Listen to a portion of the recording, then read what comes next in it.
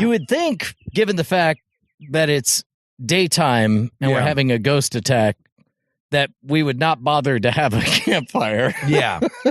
You'd be wrong. You would. It's nice today. It is. Why is it nice? Is it because of clouds? Well, so here's the thing about Austin. Yeah. It'll get you. It'll psych you out. Like I was listening to the radio and they were like, we've already hit the high for the day. It was 79 when the sun rose. And now it's 63. Yeah. Like I don't claim to understand it. I worship it. I was running this morning and it was like 75 or whatever. And then I was like, what's the high? And it's like 75. And I'm like, the hell, liar. and then I was like, we have a cold front coming in. We'll probably get storms later on today. that's my first thought is like, I bet you it's going to rain today. Yeah. Is it going to rain? No rain. And I'm like, you better shut the front door.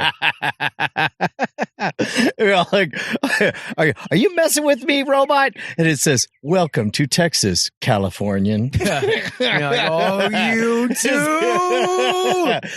You thought you had haze with your smog. Now you're being hazed.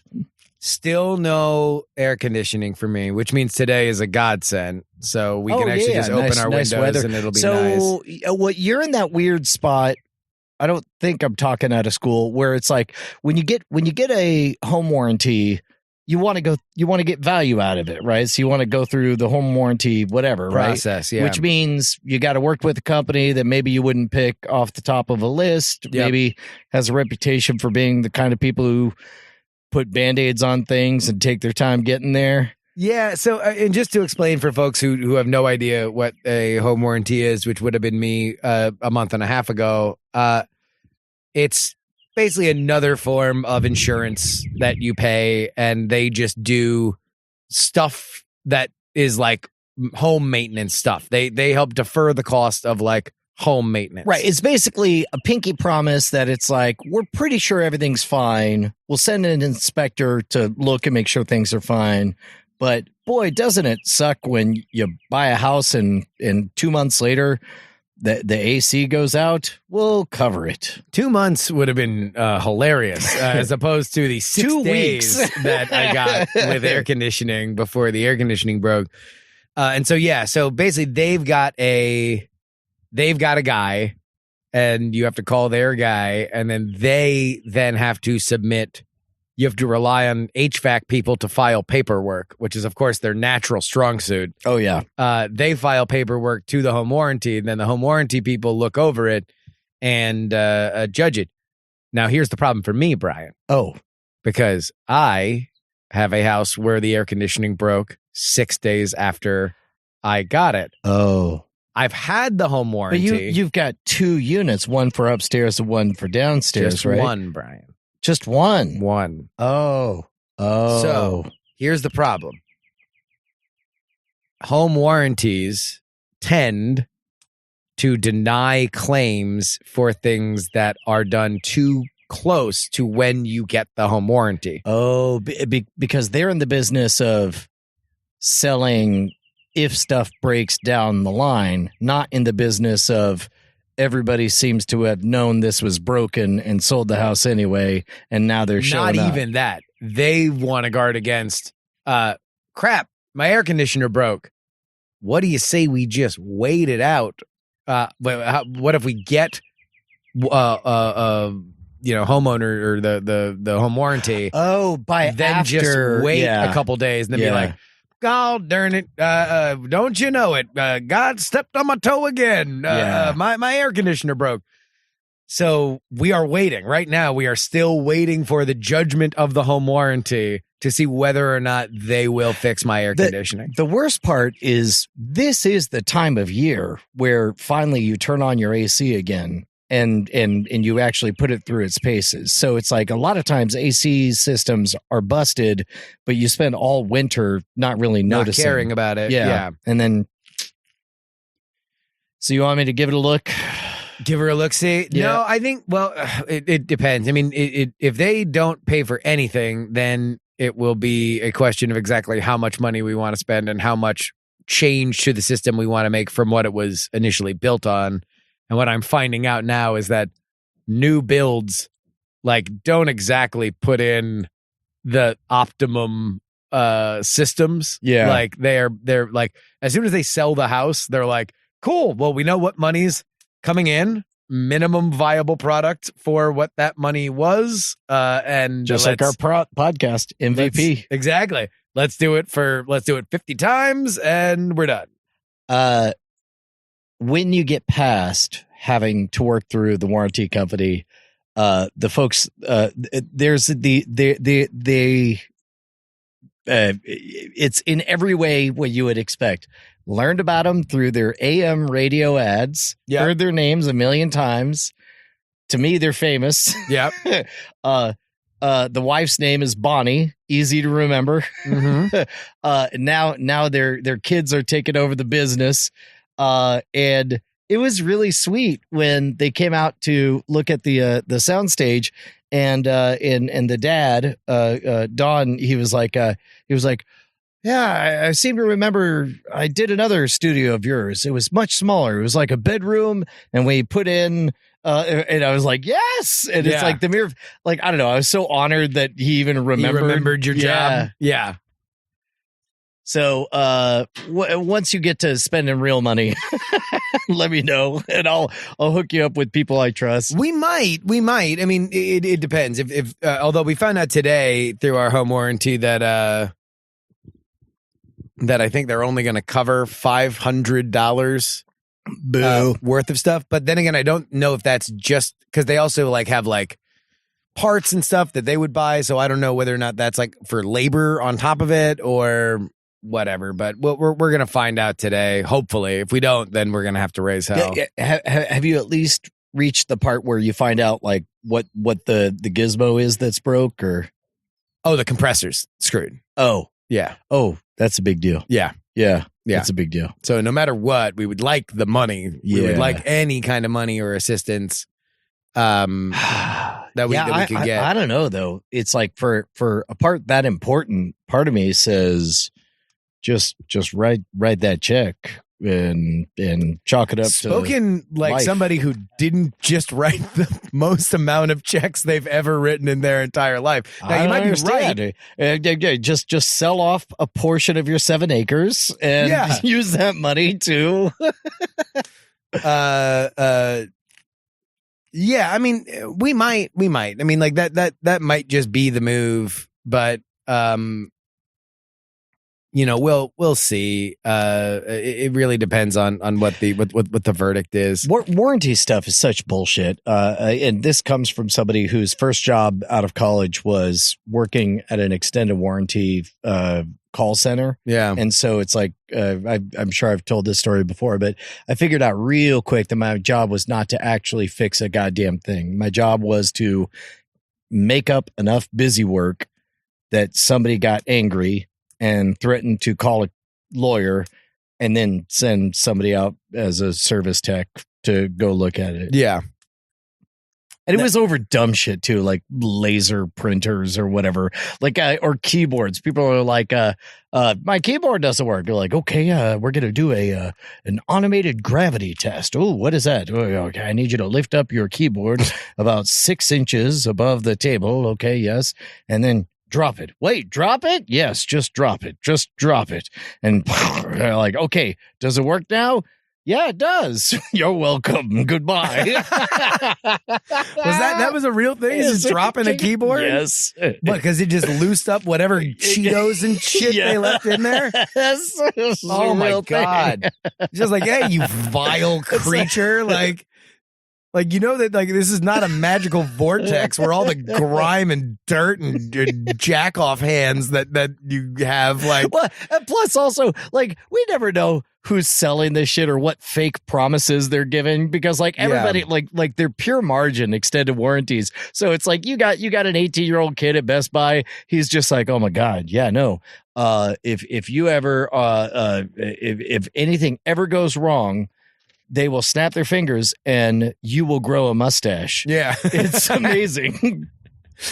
I bought like some piece of furniture or something. Oh, a desk. I bought a desk from Target, and I just went to the automated checkout, and it just like gave me an extended warranty like for free.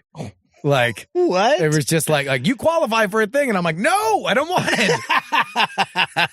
Don't you put that evil on me, Target automated checkout machine. I had it happen with my chair. I got a nice office chair from Office Depot, and the guy's just like, you have an Allstate extended. I'm like, yeah. Well, we went through that. That was one of the first adventures that Corey and I went on. Was full on my fault. The monitor just fell right the fuck off the table and shattered everywhere. Right. So it's which monitor? The one of the 5 of those curved ones that I bought from LG. Okay. Yeah. And so it's like most of the time, anytime you buy, to be fair, anything, Brian was using it as a coaster. So most of the time, whenever you use a credit card, a decent credit card, that extended warranty stuff is already built in. Yes. You just have to go through just the dumbest set of hoops. And Corey's just like, yeah, I'll jump through the hoops. How hard can it be? And it's like, hoop number 1. Send in evidence that it's damaged. Photograph, turn it on, damage, great. Like, okay, hoop number 2, get an estimate on how much it would cost to have it repaired. This thing is shattered like a pane of glass. Yeah. And it's like, well, how do I get an estimate? They're like, yeah, go find a repair person.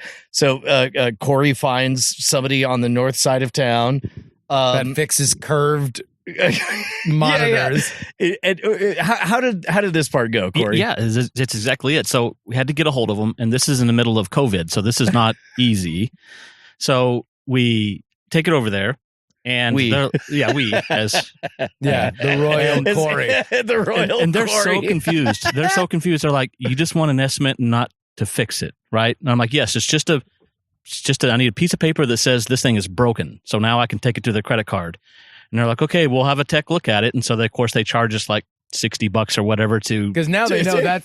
that's the money that they're going to get out of you. So it's like okay, well, to point a Skype camera at the monitor will cost $75.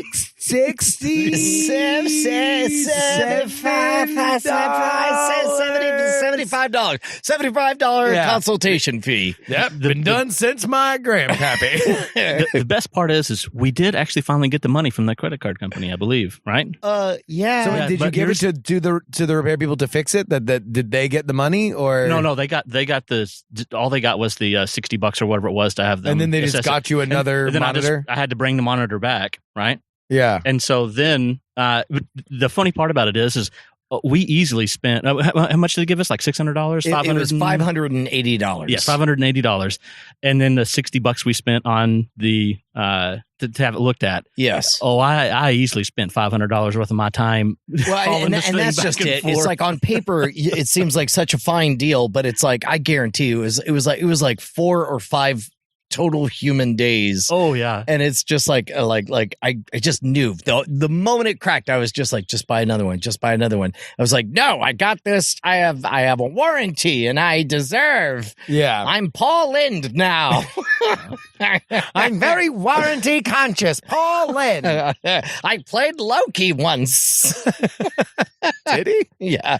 In that did you ever see that Avengers 1978 mashup thing? I did not. Somebody grabbed all of the clips from the 1970s Marvel stuff and they put Paul Lind as Loki. That'd be a great Loki. Yeah, no, warranties not worth the trouble they're made of. Yeah, I mean, it certainly seems like that now. In terms of at least my thing, had a guy come over and he's just like, oh yeah. Well, I mean, here's the thing: is like for the compressor, depending on what we pay out of pocket, like literally the priority now is just get this sumbitch pumping air again, and then we can take a look at like doing a full like if depending on what's out of pocket now. that'll depend on like whether or not we want to do a larger thing down we have the road. like 5 box fans. If you just want to grab one and sleep hugging it, It's actually like the insulation on our place. If there's one thing we found out is good because like as long as we open up the windows and now we have like our own little internal communication about our event horizons in the morning and in the afternoon of like when the internal temperature is crossing the line and when we're opening, they're open all night and then we close them during the day when the event horizon passes and it's warmer outside than it is inside. And then at night when it drops again, we then cross the other event horizon and we open up all the windows again. And so far it's been fine. That was one of the weird parts when we did the family reunion last year. Like I was so apologetic because it was the middle of August and it was over 100 every single day. And I was just like, guys, I'm so sorry. It's so hot. It's so hot. And then meanwhile, all of my relatives from Florida were like, what are you talking about? Like, at least when the sun goes down, it becomes cool. Yeah. Because in Florida, it just gets hot and stays hot forever and ever. No, the thing in South Florida is it rains every day at 3 or 4. Yeah. That's the way it was in Houston. The only thing is you hope it keeps raining through sundown. Because if it keeps raining through sundown, then and it stops raining after that, then you have a cool night because it's been cool and the sun doesn't get a chance to come back out. If the sun does come back out, it just has a whole new pool of water to heat up and evaporate into moisture. Oof. At which point it is just as hot throughout the evening as it was during the day. That's brutal.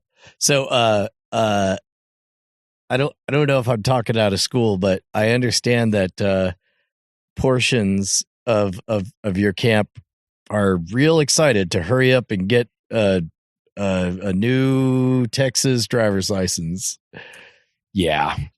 Ashley is well, she's got it more than I have of the fuck California bias here in Austin, which like I guess has been a long tradition that now has just metastasized into something. 20 years, man. Ever since I bought a house, yeah.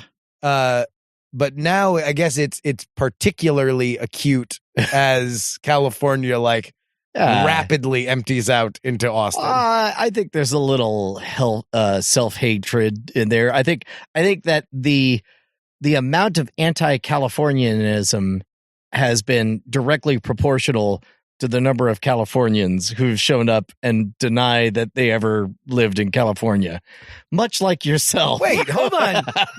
No, the point isn't deception. I know, but it's like, I remember, and also I haven't gotten it. Ashley's been the only one who's gotten it. In the 90s, it was like an eye-rolling flashback. Alice in Chains. May the sun never grind your eyes. Exterior. Stone Temple Pilots. Brian wearing a wallet chain and a shirt, pants up to his nipples, and a shirt that says Heat Vision and Jack walks into a VHS store and engages into a conversation about Californians. Go. Yeah. Cargill says, I recommend this VHS tape. Someday I'm going to be a famous writer. Sure you will, kid. Brian flips him a shilling. We're just mixing everything. but it was Thanks, Governor, and he bites it to make sure it's real. So it was always kind of like an eye rolling, like Californians always sending postcards to buy properties or whatever. But the vitriol has become real, partly because like Austin has substantially changed now. Yeah. But what's funny is like 20 years ago the number was, oh my God, 100 people a day move here. And now it's 160 people a day move here. Yeah.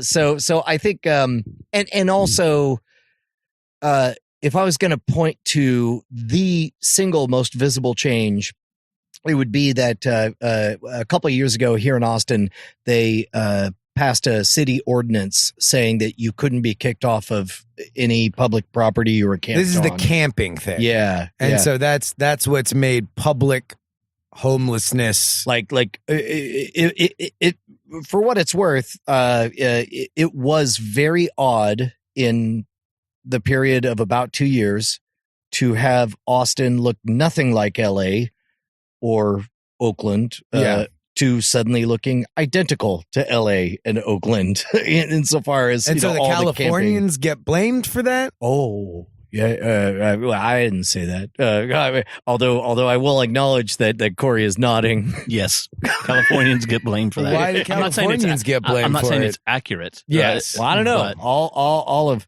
All of you and your kind show up, suddenly it starts looking like your place. Well, I don't know. Did somebody like Cato Kalin run for like city council or something? Like, No, it was actually Shaka, brah, I'm here to bring LA style government. So it depends on how you squint. When it was being voted in, there was actually a very compelling story of somebody testifying, saying, "Hey, this is my girl, so-and-so. We're homeless.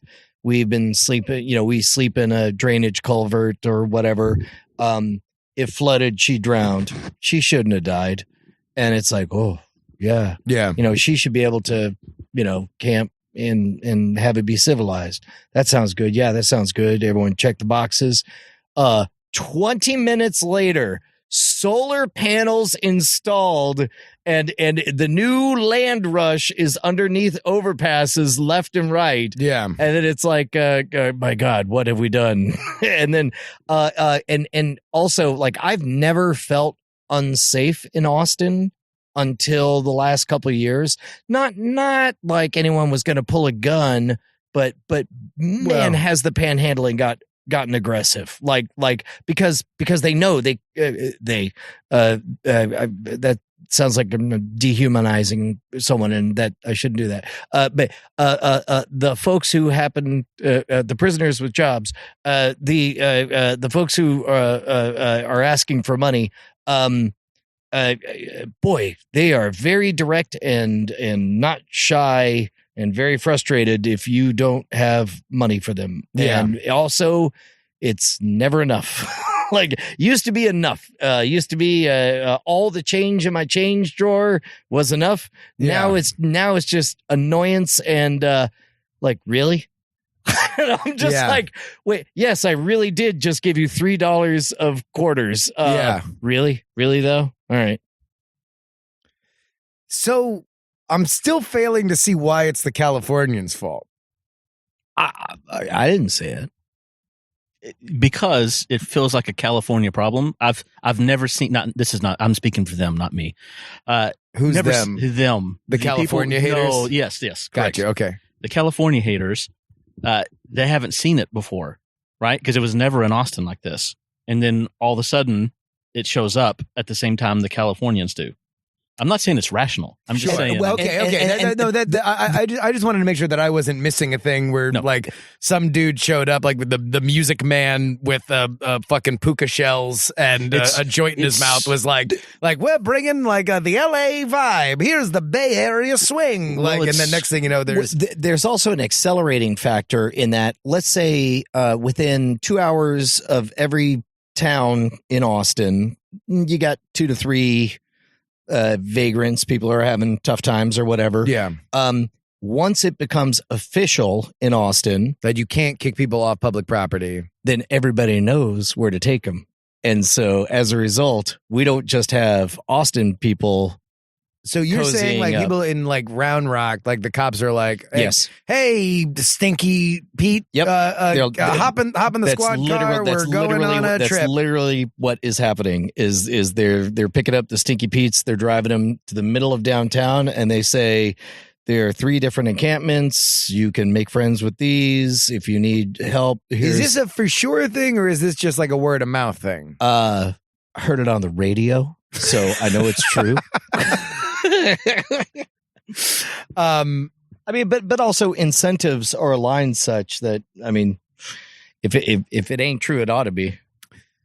I mean, because that's something where like I never really know, because part of the reason why people in the Bay Area complain about the homelessness is like there is this, and I have no idea whether this is true or not. People can email if there is actual evidence. I have not Googled this. I have not done any research, but I have heard from multiple people in the Bay Area that when Giuliani was cracking down on homelessness in New York, that he bought there was like a city initiative to buy one-way bus tickets to the Bay Area. No kidding. Yeah, and I was like, "Hey, you want to live a life without winners? Here, take this. Go to Penn Station, make something out of yourself. Head west, young man." And that's why the homelessness is really, really bad in California. But I have no idea whether or not that's true, and it sure seems like a very convenient way to explain why there's a lot of homelessness. Yeah, because it's not like all the homeless people are walking around the Tenderloin saying like, "Let me get a slice. I'm walking here. Oh, hey, oh." Yeah. Blanket disclaimer. Yeah, I think we're all speaking above our pay grade right now. Indeed. Let's make that very clear. And there's probably very good explanations or whatever. One thing that I had heard, and I heard this even as the camping proposal was the elimination of the camping ban, even as it was coming in, what word on the street was, yeah, this is not meant to be a solution. This is meant purely to be a way to make the problem visible so that a couple of years from now, we could say, hey, we would like some money so that we could take care of all these people. And I watched The Wire. I'm smart. So, and this was me following this from afar before.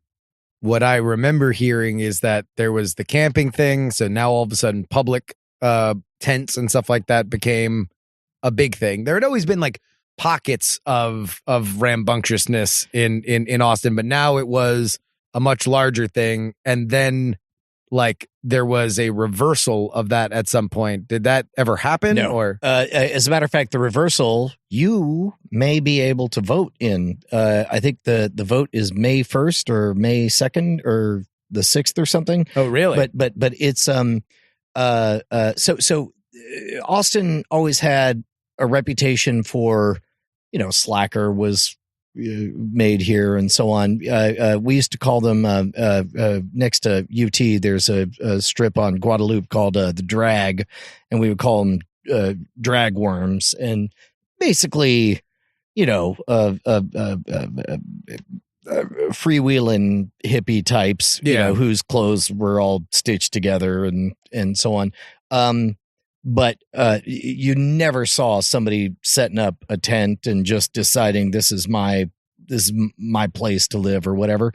And then the camping ban goes away.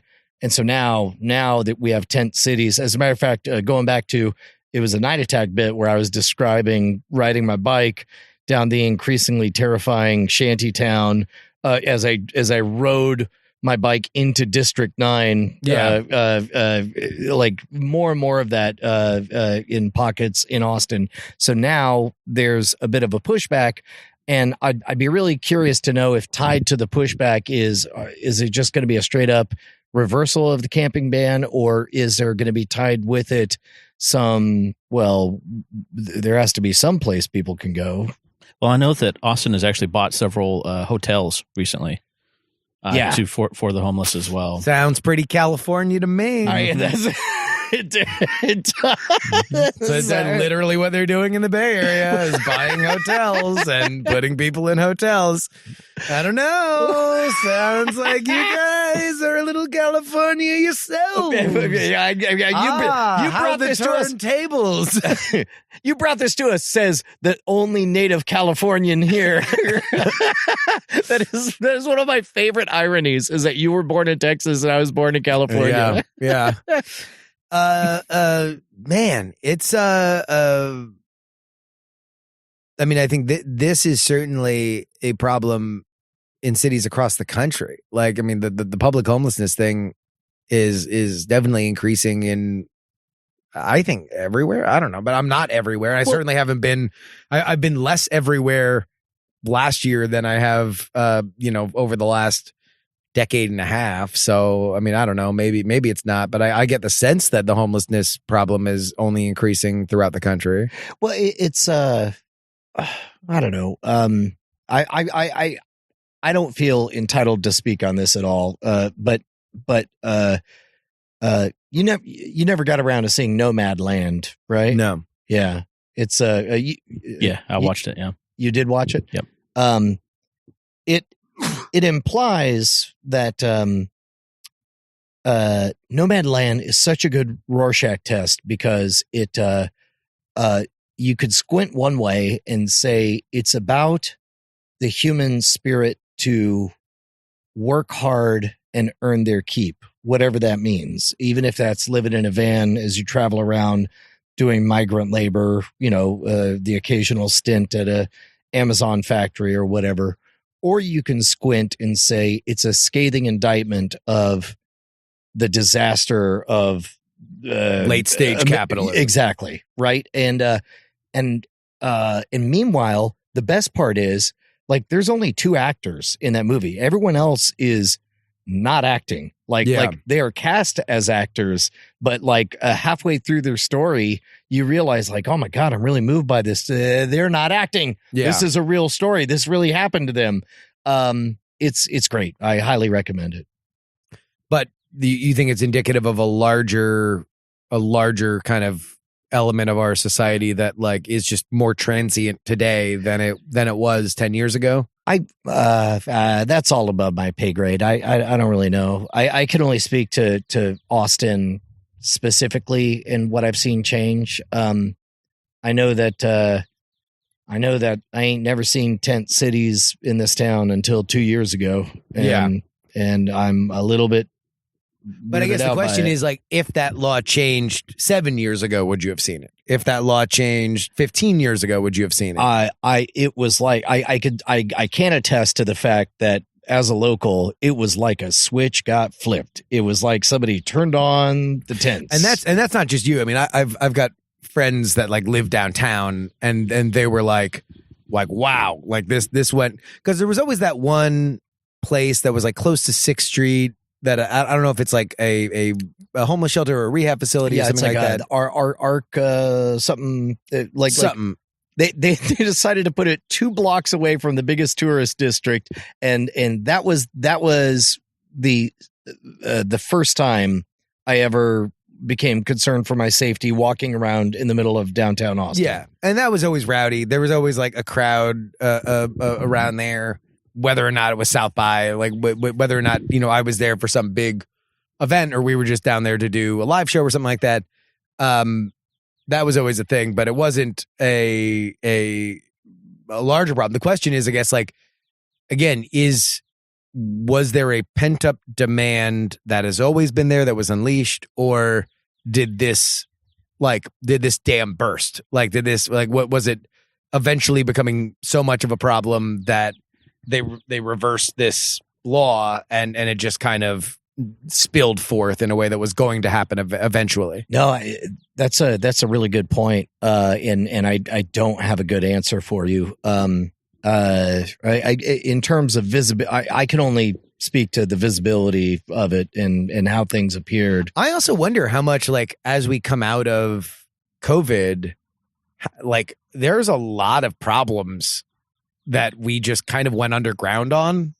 And dude, you and I have talked about this. Like, I've said this jokingly, but all of a sudden it occurs to me that there's probably an investment fund based entirely on rehab clinics, and buy rehab right now if you're able. Sell your Bitcoin, all of your crypto. No. Maybe just the Doge. This is for entertainment purposes only. This is not financial maybe advice. Just the Doge. And go into rehab just as people want to get clean coming out of and we you and I both had times over the last year where we both kind of said fuck it and and then got her act back together, and we. Well, yeah, when the world said it was going to be spring break, when literally the government sent out postcards saying 15 days to slow the spread, which used to be the time length for spring break, and I'm like, cool, no work. I'm just going to drink all the time, and then like. That turned into spring month, and then it turned into spring 3 months. Spring sad. Yeah. And then you're like, oh, wow, I'm just drinking a lot every day, and it just is a bad time. Well, and you know, we've talked about on the show, it's like, you know, I do consider my brother a loss to COVID because yes, he had been battling addiction and had various levels of success at various times, but when the government is saying just stay in your room and do whatever it takes to pass the time, like he did, and then he died. And so I'm going to guess that there's a lot of people trying to come out of that. So. I mean, I would certainly hope so. If anybody has found themselves that's listening to this right now, understand you are not alone. This is a common phenomenon, and there is certainly, I think, a lesson to be learned about, like, and to be honest, that's, you know, there was this ass backwards poll that came out over the weekend that showed that, like, people who have not gotten vaccinated and don't want to get vaccinated. I saw this. Yeah. Are like. The ones most in trouble. 60% are like, yeah, I would like to hang out in an unventilated room with strangers that I've never met, and if we spit in each other's eyeballs, that is totally fine with me. And you could see that in the map of Austin, because East Austin is the area that used to be, you know, the dangerous side of town, but then has been gentrified, rehab, whatever. But now it's the cool place. If you're in your 20s, that's where you want to live. All of them highest risk of COVID, constantly going out. None of them want the vaccine. Yes. It's the weirdest thing. But then the flip side is people who are vaccinated, that it's like 20% feel comfortable going and hanging out with people in indoors. And so it's like the people that are the most careful are too timid. The people that are the most reckless are way too buck wild. And we have like there's no meeting in the middle. There's no, like, and I think on the side of people who have gotten vaccinated, there's a real, like, isolation is the breeding ground for depression. Oh, it is yeah. the breeding ground for really, really bad habits. And especially if you're predisposed and you've got addiction problems or mental problems that you have sought treatment for or that want to seek treatment for, isolating yourself is a really, really, really dangerous concept and idea. I like the fact that you put no value judgment. You didn't say it's a bad idea. You said it's a dangerous idea. That is a dangerous place to be. Yes. And I think that I think it was Mike TV that was saying that, you know, Jay found himself in an entire building filled with people who really should be out at the bar.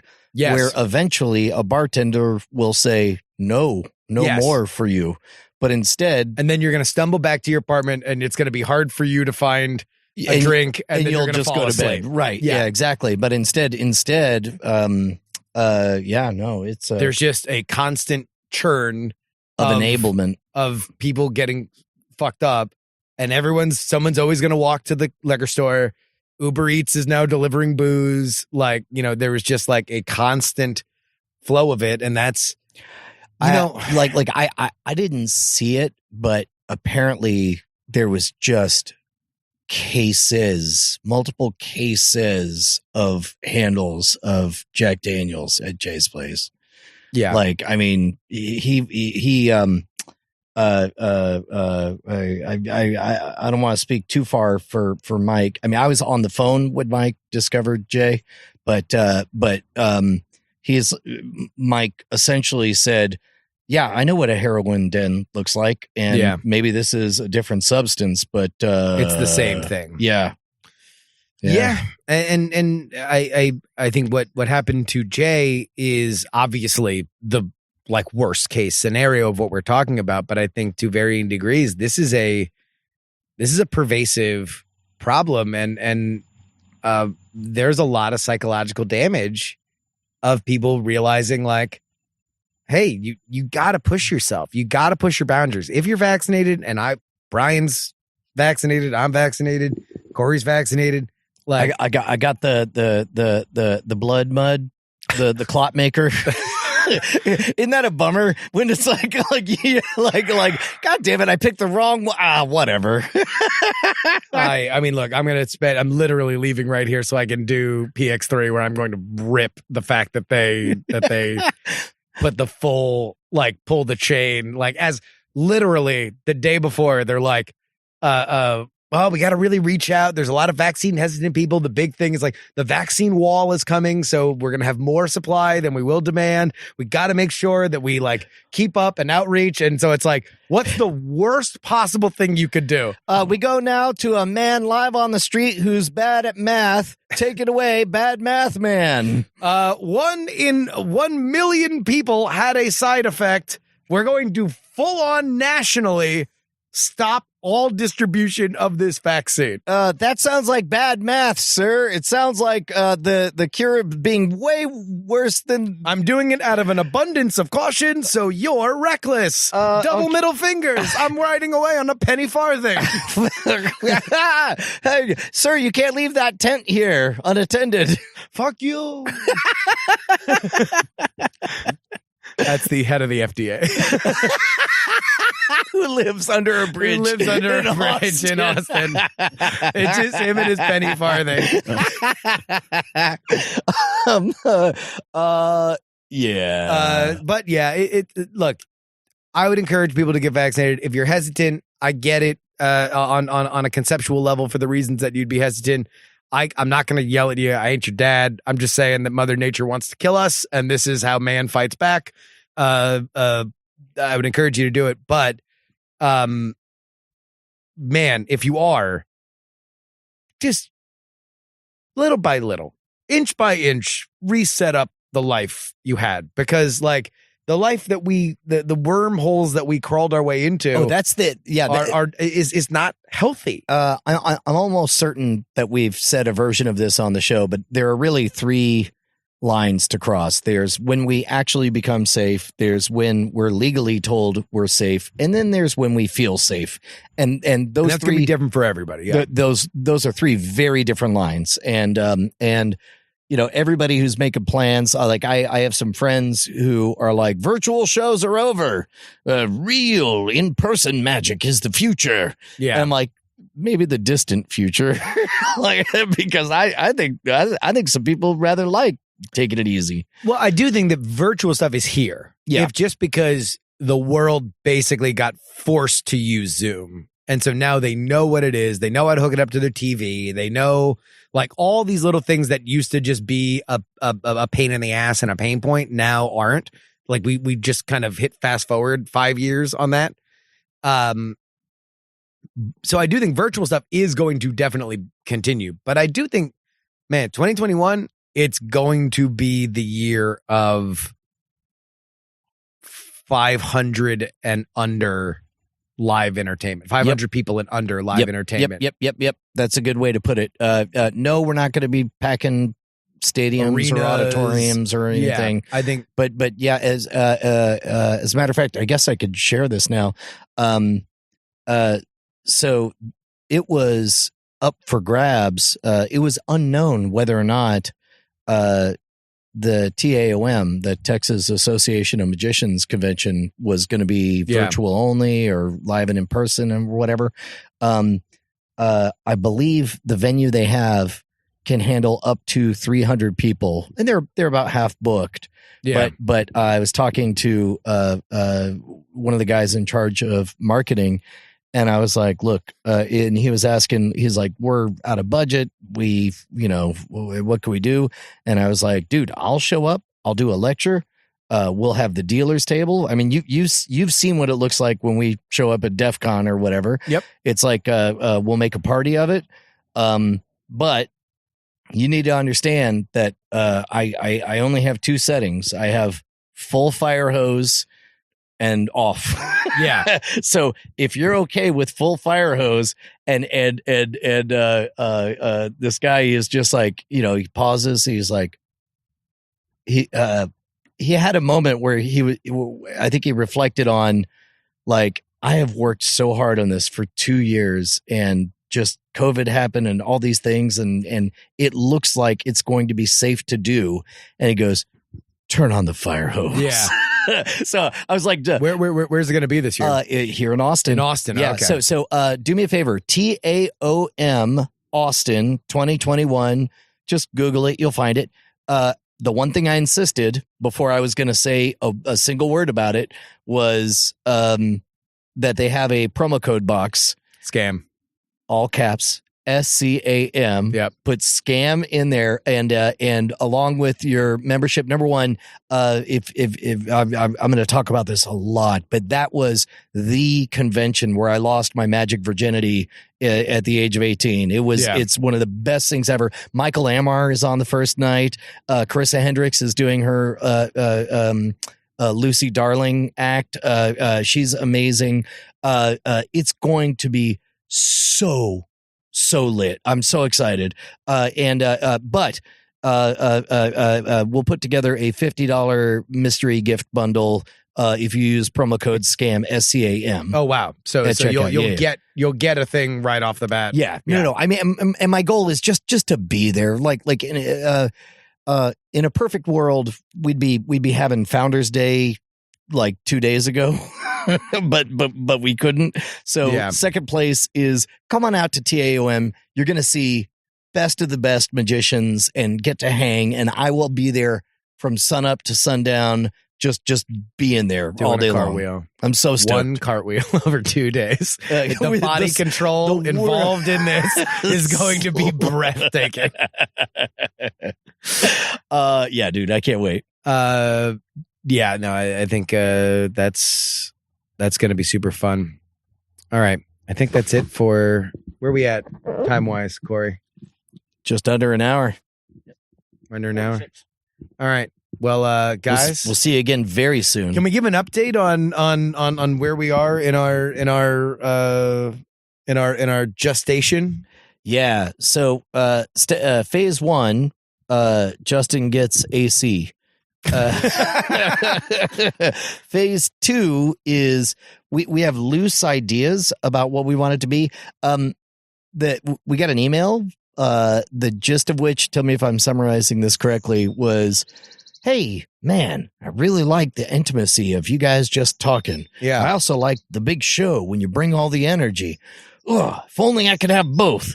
And then before I had the chance to respond, Justin responded with I think you're going to be very pleased with where things are headed. Yeah, this is not the permanent new thing. This is literally just so we can kind of reset expectations. We can work on the Patreon. We can work on the new concept for the live show, which I guarantee you, everybody, will only be everything you liked about the last live show and then some. Yeah, and then some. If you like this, which is very much like the happy hour, but even better because we're in person, then you'll like that. If you're listening to this and you still haven't gotten on the Patreon, get on the Patreon right now because we're doing bonus stuff there multiple times a week. So you will have more of this in your life, and then I think we're talking about weeks. Although, by the way, Brian, there is one pent up demand from our audience. Today, as we record this, it is April 13th, Tuesday, yes. April 13th. Yes. That would mean 7 days from today will be 420. And we have apparently never had a night attack or an NSFW show on 420, a Tuesday on 420. So people were very excited and they were bummed. Although people by and large are really liking these, they were very bummed that we were not going to be doing a live show on 420.